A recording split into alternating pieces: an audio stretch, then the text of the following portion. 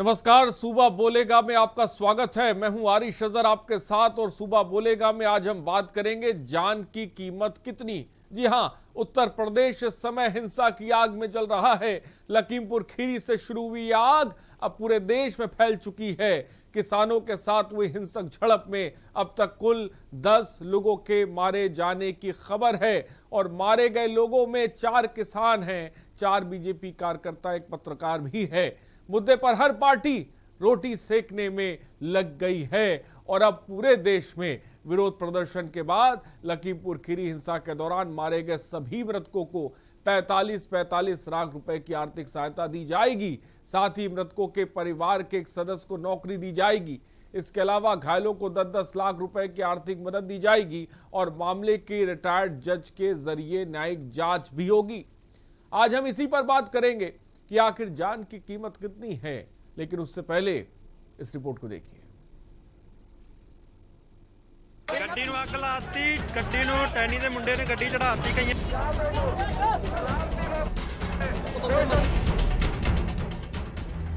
और आपसी कमेटी का एक समझौता हुआ उसकी जो घोषणा अधिकारी हमारे इसकी घोषणा करेंगे कि पैसे सारी चीजें हुई है और पैसे की भी घोषणा हुई है 45 लाख रुपया और तक उनके परिवार को मिलेगा। रविवार शाम को पहले खबर आई कि प्रदर्शन कर रहे किसानों पर कार चढ़ा दी गई, जिसके चलते किसानों की मौत हो गई। ये किसान मंत्री के खिलाफ प्रदर्शन कर रहे थे। हादसे के बाद हंगामा शुरू हो गया। मौके पर 3 गाड़ियों में आग लगा दी गई। इलाके में हालात बिगड़ने के बाद एडीजे एलओ प्रशांत कुमार को सीएम ने लखीमपुर खीरी भेजा। खीरी में हालात इतने खराब हो गए कि सरकार को इंटरनेट सेवा भी बंद करनी पड़ी। पुलिस ने लखीमपुर खीरी को छावनी में तब्दील कर दिया। किसानों की बात की जा रही है। विपक्षी पार्टियां अपनी अपनी रोटी सेकने में लगी हैं, लेकिन एक चीज पर किसी का ध्यान नहीं गया। उत्तर प्रदेश के लखीमपुर खीरी में हुई हिंसा में घायल एक पत्रकार की मौत हो गई। साधना न्यूज चैनल के तहसील रिपोर्टर रमन कश्यप की मौत हो गई। उनके पिता ने पोस्टमार्टम हाउस पहुंचकर उनके शव की पहचान की है। इस पूरे मुद्दे में किसानों की बात हो रही है, लेकिन किसी को उन जानों का फर्क नहीं पड़ रहा है जो इस हादसे में भेंट चढ़ गए। ये बवाल तब मचा जब लखीमपुर खीरी में केंद्रीय गृह राज्य मंत्री के गांव के दौरे को देखते हुए डिप्टी सीएम को रिसीव करने आ रहे भाजपा नेता आशीष मिश्रा, जो अजय मिश्रा टेनी के बेटे हैं, उनके खिलाफ विरोध करने के दौरान किसानों की भिड़ंत हो गई। गाड़ी की टक्कर से कुछ किसान घायल हो गए, जिसके बाद नाराज किसानों ने गाड़ियों को आग के हवाले कर दिया और सभी राजनीतिक दलों ने इस कांड पर रोस्ट करते हुए अपनी प्रतिक्रिया भी दी है। कानून के तहत आदेश हो, आईपीसी के आदेश हो, कोई आदेश कहीं से तो आप देंगे हमको। सर हमें प्राप्त है, इसीलिए मैं नहीं जाने दे रहा तो हूं। आप हमको दिखा दीजिए। और सर आपको वहाँ सर जाएंगे तो सर समस्या क्रिएट हो सकती है। जाएंगे हमको क्या समस्या क्रिएट हो जाएगी, आप बता दीजिए। सर हम वहाँ पे जो है शांति व्यवस्था भंग हो सकती है। नहीं, मेरी समझ नहीं आ रहा क्या शांति व्यवस्था भंग हो सकती है।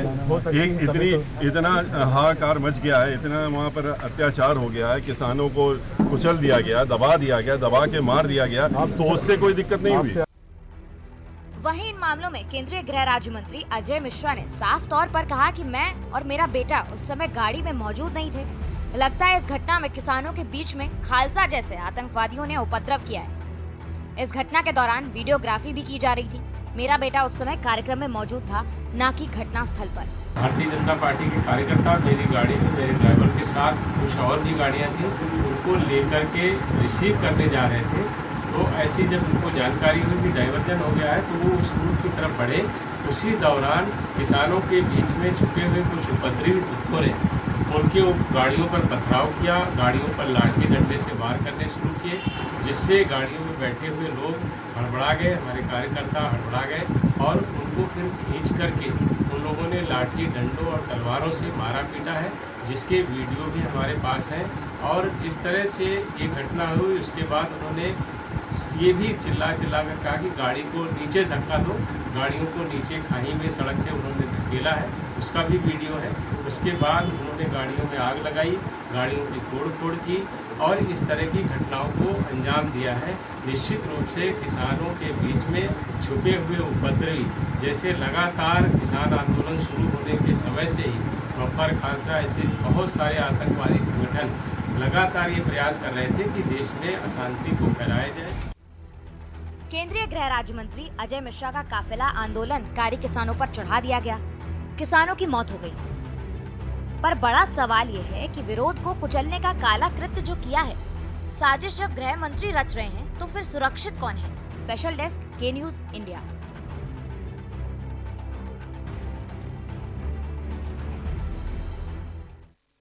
तिकोनिया में किसान आंदोलन के दौरान हुई हिंसक घटना के बाद लगभग 12-14 घंटे के बाद जो प्रशासन और किसानों के बीच समझौता हुआ है, उसके बाद आंदोलन ख़त्म किया गया है। आंदोलन में अगर समझौते की बात करें तो हम बात करते हैं किसानों से कि वो जो समझौता प्रशासन और सरकार के बीच में हुआ है, प्रशासन और किसानों के बीच में, वो कितना उससे संतुष्ट हैं और क्या उनकी बात है? बताइए क्या समझौता हुआ है?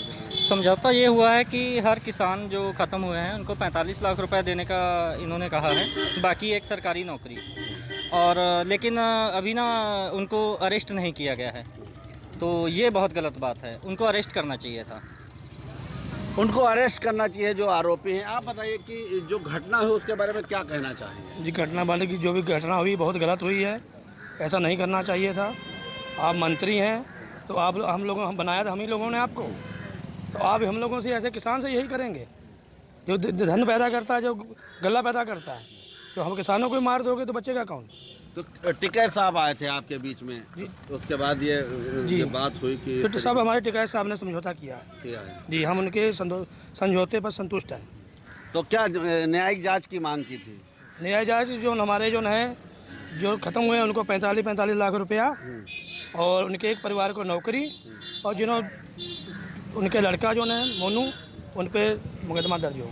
आप उस समझौता जो हुआ है इससे संतुष्ट हैं? अगर गिरफ्तारी नहीं होती है या इस तरीके, तो क्या अगली रणनीति क्या रहेगी? तो अगली रणनीति फिर इसके लिए कदम उठाया जाएगा।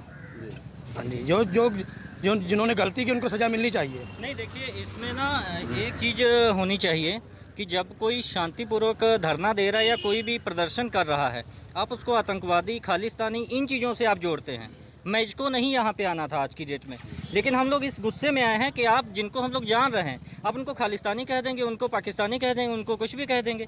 ये अधिकार नहीं होना चाहिए सरकार के पास भी। आप किसी को सर्टिफिकेट नहीं बांट रहे हैं। कैसे, मतलब एक आम आदमी को आप खालिस्तानी, उनको वो सब न्यूज़ में सब चल रहा था। ये बड़ा गुस्सा है हम लोगों को इस चीज़ को लेके। ठीक है, आप सर्टिफिकेट सरकार को नहीं बांटना चाहिए। आप बताइए, आप कहाँ से आए थे? आप कहाँ से आए थे? हम तो यहाँ गोला के पास से आए हैं। जो आखिर में आंदोलन जो ख़त्म हुआ, समझौता हुआ, उस पर क्या कहना चाह रहे हैं? क्या कहना चाह रहे हैं कि जो मंगा मानी गई है डकैत साहब के साथ, प्रशासन को चाहिए है कि उसके ऊपर तुरंत कार्रवाई करें और टैनी के लड़के को दोनों को गिरफ्तार करें, तो वो अपने पद से इस्तीफा दें। न्यायिक जांच के बाद ही तो आरोप सिद्ध होगा, उसके बाद ही तो गिरफ्तारी। भाई रोप कैसे सिद्ध होगा जब सामने देख रहे हैं जो गोली मार रहा है, गाड़ी ऊपर चढ़ा रहा है, इससे ऊपर क्या और न्याय जांच कौन सी बैठेगी भैया? तो आज जो समझौता हुआ है उससे संतुष्ट हैं आप लोग? हाँ, संतुष्ट हैं हम, क्योंकि नेता लोग हमारे आए बिल्कुल संतुष्ट हैं। लेकिन ये सरकार ने कार्रवाई ना की, इससे बड़ा आंदोलन होएगा, लखीमपुर पूरा बंद होएगा। ये जब तक इनका भोग नहीं पड़ता हमें सिद्ध होगा, तब तक हम शांत रहेंगे। उससे बाद इनका आंदोलन सरकार इनके ऊपर कार्रवाई कर देगी, ठीक है, नहीं तो आंदोलन बहुत बड़ा जाएगा। टिकैत साहब के साथ में जो समझौता हुआ उससे संतुष्ट तो है, लेकिन इनकी मांग है कि अगर आंदोलन जो समझौता हुआ उस पर 10 दिन में कार्रवाई नहीं हुई तो ये इससे बड़ा आंदोलन खड़ा करेंगे, क्योंकि इनकी मांग है जो दोषी है उनके खिलाफ कार्रवाई होना चाहिए। लखीमपुर से के न्यूज़ के लिए आमिर रजा। तो आपने सुना किसानों की बातें। बहुत से किसान सहमत हैं मुआवजे को लेकर, लेकिन बहुत से किसानों का कहना भी है कि ये कहना गलत है कि खालिस्तानी और आतंकवादी, ये तमाम तरह की जो बातें की जा रही हैं। इन सब के बीच हमारा सवाल ये है, क्या मुआवजे से जान की कीमत को आंका जा सकता है? क्योंकि मरे तो किसान भी हैं, मरे तो आम भी हैं। एक पत्रकार की भी मौत हुई है, 9 लोगों की आपको बता दें मौत हो गई है। मुआवजा राशि दे दी गई, लेकिन इसके बाद भी कई ऐसे सवाल हैं जो सूबा बोलेगा में उठ रहे हैं। आखिर इस तरह के घटनाक्रम क्यों जन्म ले लेते हैं उत्तर प्रदेश? आखिर उन तरह के बयानों पर रोक क्यों नहीं लगाई जा रही थी जो टेनी साहब बयान दे रहे थे कि मैं सांसद विधायक से पहले बहुत कुछ था? वो क्या थे? ये कई ऐसे बयान थे जिनको जोड़ा जाए तो ऐसी घटना भी जन्म ले सकती है। हमारे साथ गेस्ट जुड़ने, उनसे आपका तारुफ करा दें। फिलहाल आपको बता दें किसानों के बीच और सरकार के बीच सहमति बनी है, लेकिन कल से लेकर आज तक जो कुछ हमने देखा मुजफ्फरनगर में, पीलीभीत में, हमने लखीमपुर खीरी में, इसमें कोई दो राय नहीं है कि उत्तर प्रदेश जल रहा है। हमारे साथ गेस्ट भी जुड़ने, आपको बता दें के बख्श हमारे सलाहकार संपादक इस वक्त हमारे साथ जुड़ गए। बख्श जी, आपका बहुत बहुत स्वागत है। और नसीमुद्दीन सिद्दीकी साहब, कांग्रेस वरिष्ठ नेता, इस वक्त हमारे साथ जुड़ गए हैं। नसीमुद्दीन सिद्दीकी साहब, आपका भी बहुत बहुत स्वागत है। और साथ ही साथ श्याम सिंह पवार, सदस्य पीसीआई हैं, इस वक्त वो भी हमारे साथ जुड़ रहे हैं। श्याम सिंह पवार जी, आपका भी बहुत बहुत स्वागत है। के बख्श जी, सबसे पहले सीधा सवाल, पूरे घटनाक्रम को लेकर जब ये जन्म लेता है और हम आज तक की बात करते हैं, जो सहमति बनी है मुआवजे को लेकर हम बात करें, किस तरह से आप देखते हैं? क्या ये आपको एक साजिश नजर आती है? क्या ये एक हादसा नजर आता है? और क्या ये बयानों की वजह से ये पूरा घटनाक्रम हुआ? किस तरह से आप देखते हैं बख्शी? आरिफ जी, लखीमपुर खीरी की जो घटना है बहुत ही दुखद और शर्मनाक घटना है।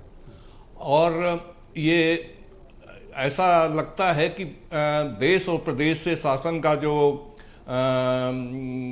भय होता है वो समाप्त हो चुका है। यही कारण है कि ऐसी घटना घटी है जो बड़ी दुर्भाग्यपूर्ण है। और जैसा कि अभी लखीमपुर खीरी संवाददाता से बात हो रही थी और बता रहे थे कि 45 लाख रुपये मरने वालों को 10 लाख रुपए जो एक नौकरी देने के लिए बात हुई और भी विभिन्न प्रकार की घोषणाएं की गई हैं सरकार की ओर से। लेकिन क्या 45 लाख रुपए से एक जान की कीमत आकी जा सकती है? मैं पहले कह चुका, घटना बड़ी दुर्भाग्यपूर्ण है, इसकी घटना नहीं होनी चाहिए। जो हुआ इसके लिए सरकार और शासन दोनों भी जिम्मेदार हैं। ऐसी घटना के लिए मात्र रुपए से इसको नहीं तोला जा सकता है। और ये घटना ऐसी घटी कि जब एक केंद्रीय राज्य मंत्री गृह के बेटे ने गाड़ी चढ़ाई है, जैसा कहा जा रहा है। सच्चाई तो जांच में नजर आएगी, लेकिन घटना भी बड़ी दुखद है और किसी भी घटना को मात्र पैसे से नहीं आंका जा सकता है। ठीक है, किसी घटना को पैसे से नहीं आंका जा सकता। नसीमुद्दीन सिद्दीकी साहब भी हमारे साथ हैं। सर, पहली प्रतिक्रिया मैं आपकी जानना चाहूंगा, जो घटनाक्रम देखा, जिस तरह से हमने ये देखा कि प्रियंका गांधी को हाउस अरेस्ट कर लिया गया, निकलने उन्हें नहीं दिया गया, तमाम चीजें हमने देखी, सबसे पहली प्रतिक्रिया क्या है आपकी? देखिए, किसानों के प्रति सभी को संवेदनशील होना चाहिए। ये अन्नदाता हैं, अगर ये अन्न नहीं उगाएंगे तो हम खाएंगे क्या? ये सबके लिए बात लागू होती है। शुरू से ही सरकार किसानों की उपेक्षा कर रही है, कोई ना किसानों के साथ अन्याय कर रही है। लगभग 1 साल से दिल्ली बॉर्डर पर किसान सर्दी, गर्मी, बरसात में पड़ा हुआ है। किसान उनसे बात करने को तैयार नहीं है। ये एक दिन का मामला नहीं है। ये जो यहाँ का आंदोलन है, जो कल की घटना है, वो वहाँ से शुरू होती है, 1 साल पहले से शुरू होती है। यानी अगर सोनभद्र में आदिवासियों को ऊपर जुल्म जाती होती है तो सरकार कराती है। हाथरस में अगर दलित की बेटी का अपहरण होता है, बलात्कार होता है, हत्या कर दी जाती है, तो उसके परिवार के लोगों को लाश नहीं दी जाती, पेट्रोल डाल करके पुलिस के लोग उसकी लाश को फूंक देते हैं। अभी रामपुर में एक किसान मार दिया गया, जिसमें प्रियंका गांधी जी गई थी। ये एक दिन की बात नहीं है, शुरू से ही सरकार उपेक्षा कर रही है। कल की घटना का जहां तक सवाल है, मैं तो ये कहूंगा कि सरकार डर की सत्ता कायम करना चाहती है। डर करके रहिए, और नहीं डरोगे तो लाठियां चलाई जाएगी, नहीं डरोगे तो फिर गाड़ियां चढ़ाई जाएंगी, नहीं डरोगे तो फिर गोलियां चलाई जाएंगी, और उसके बाद भी नहीं मानोगे तो जेल में ठूंस दिया जाएगा। क्या हो रहा है ये? आप मंत्री जी का, माननीय टेनी जी का, उनके बेटे का आपराधिक इतिहास निकलवाइए। पहले, सबसे पहले आपराधिक इतिहास देखिए क्या है, और जो किसान मरे हैं, जो किसान आंदोलन कर रहे थे, उनका भी देखिए। वो शरीफ लोग हैं, वो अपने पेट के लिए, अपने बच्चों के लिए, अपने परिवार के लिए, समाज के लिए वो गुहार लगा रहे थे सरकार से। नसीमुद्दीन सिद्दीकी साहब, बीजेपी नेताओं का कहना है, नसीमुद्दीन सिद्दीकी साहब, बीजेपी नेताओं का कहना है कि प्रियंका गांधी जिस तरीके से कल लखनऊ पहुंची और लखीमपुर उन्हें जाना था, उन्हें हाउस अरेस्ट कर लिया गया। उनका कहना है कि भाई तो पॉलिटिकल टूरिज्म के लिए वो जा रही थी। देखिए, अगर संवेदनशीलता दिखाने के मामले में भी अगर संवेदनशील नहीं है, 9 लोग मरे, उसमें एक पत्रकार, 8 किसान मरे, 2 दर्जन से ज्यादा लोग आपने घायल कर दिए, गाड़ियां चढ़ा दी, गोलियां चला दी, लाशें बिखरी पड़ी हुई हैं। इसको आप टूरिज्म से, टूर से जोड़ रहे हो। हम आपको सिर्फ ये कहेंगे, जो लोग ऐसे बयान देते हैं वो दिवालिया मानसिकता का परिचय दे रहे हैं। उनको अपने दिमाग को थोड़ा ठीक करना चाहिए, संवेदनशील बनना चाहिए। ये कहीं से ये अच्छी बात नहीं है। आप क्या बात कर रहे हो भाई? कहने से पहले सोचना चाहिए। हर व्यक्ति को संवेदनशील होना चाहिए, हर व्यक्ति को किसानों के साथ खड़ा होना चाहिए। आज कांग्रेस खड़ी है, प्रियंका गांधी खड़ी हैं, राहुल गांधी जी खड़े हैं। ये कोई वैसी बात नहीं है। हम कांग्रेसी किसानों के साथ थे, किसानों के साथ रहेंगे। तो कांग्रेसी किसानों के साथ है, किसानों के साथ रहेंगे, ये बात नसीमुद्दीन सिद्दीकी साहब कह रहे हैं। श्याम सिंह पवार साहब भी हमारे साथ जुड़े हुए हैं। श्याम सिंह पवार साहब सदस्य हैं पीसीआई से। एक पत्रकार की भी इस पे आपको बता दें जो है मौत हुई है, जिसका जिक्र ज़्यादा देखने को नहीं मिल रहा है, लेकिन आपको बता दें इस पूरे घटना में 4 किसानों की मौत हुई है, 3 बीजेपी के कार्यकर्ता हैं और एक जो है पत्रकार और एक ड्राइवर भी है। श्याम सिंह पवार साहब, पूरे घटनाक्रम को लेकर सबसे पहले मैं पहली प्रतिक्रिया आपकी जानना चाहूंगा। देखिए, इस समय पत्रकारों के लिए तो माहौल बन चुका है, इसकी हम निंदा करते हैं। विवाद किसानों का है, सरकार से है, उन दोनों का विवाद है, आज नहीं तो कल बुझेगा। लेकिन पत्रकारों को निशाना बनाना बिल्कुल ही गलत है, हम इसकी निंदा करते हैं। चाहे वो किसी कार्यकर्ता के हाथों से हताहत हुए या किसानों के द्वारा हुए, इसकी पुष्टि अभी नहीं हो पा रही है, लेकिन जिसने भी निशाना बनाया है ये गलत है। पत्रकार समाज का आईना है, वह सच्चाई को सामने लाने का प्रयास करता है, अपनी जान जोखिम में डालता है। लेकिन जिस तरीके से ये कृत्य सामने आ रहे हैं पत्रकारों के प्रति, इसकी हम कड़ी निंदा करते हैं। और जिस तरीके से किसानों को राहत दी जा रही है, घायल हुए हैं या कार्यकर्ता घायल हुए हैं, उनको राहत दी जा रही है, हम सरकार से मांग करते हैं कि पत्रकार परिवार को भी मुआवजा दे, उसके परिजनों को जो भी उचित हो शिक्षा के अनुसार भरण पोषण के लिए, उनके बच्चों के लिए जो भी व्यक्ति उपयुक्त हो उसको एक नौकरी दी जाए ताकि उसका भी भरण पोषण हो सके।